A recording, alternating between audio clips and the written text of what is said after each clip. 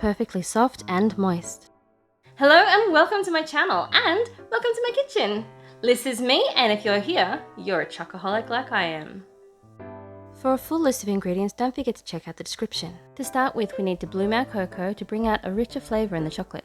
Melt your butter on a medium heat before adding some dark block chocolate and cocoa powder. Stir continuously until everything is melted, and then we want to add our sugar.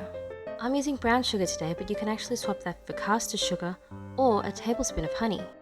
Keep stirring until everything is combined, and once you start to see little bubbles forming, it's time to take it off the heat. This will be the foundation to our cupcakes. Transfer your mixture into a heat-proof bowl, and we need to let it cool for about an hour. Simply cover it with cling wrap and leave it on the bench. And you can do this part by hand, but it is much faster with an electric mixer. Your chocolate mixture will be ready when it's no longer warm and still soft enough to spread. It should feel a little bit like peanut butter. Add the whole lot to your mixing bowl, followed by some vanilla. If you'd like to try something a little bit more interesting, swap the vanilla for spearmint and you'll end up with choc mint. Give it a quick mix on high, just to make it a bit softer.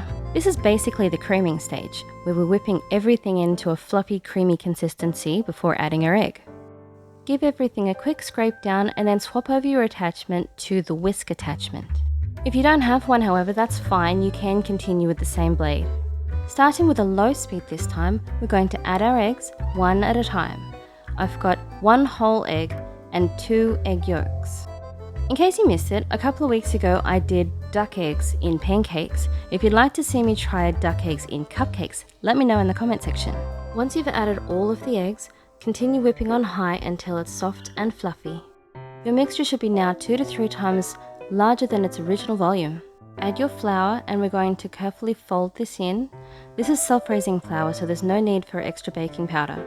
Once your flour has only just been combined, add it back to the mixer, and this is where we're going to add our milk. Start mixing very slowly as you add your milk, and it should be super cold straight from the fridge. You can use any type of milk you wish. You can even use just plain water, as long as it's very cold. Let it mix for a moment to blend so you don't splash, and then turn it up to high for about 15 seconds. Adding all of this extra air is what's going to make our cupcakes super fluffy. With cooking, no matter the recipe, it's important to get a better understanding of the purpose of each different technical skill, because they do create a different result.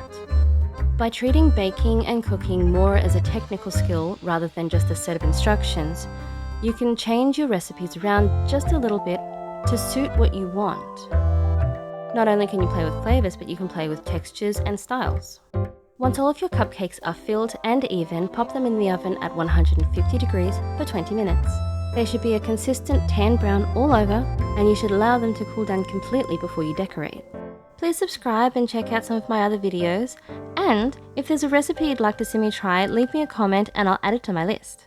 So thanks for joining me. I hope you enjoyed the video, and I look forward to seeing you again next week.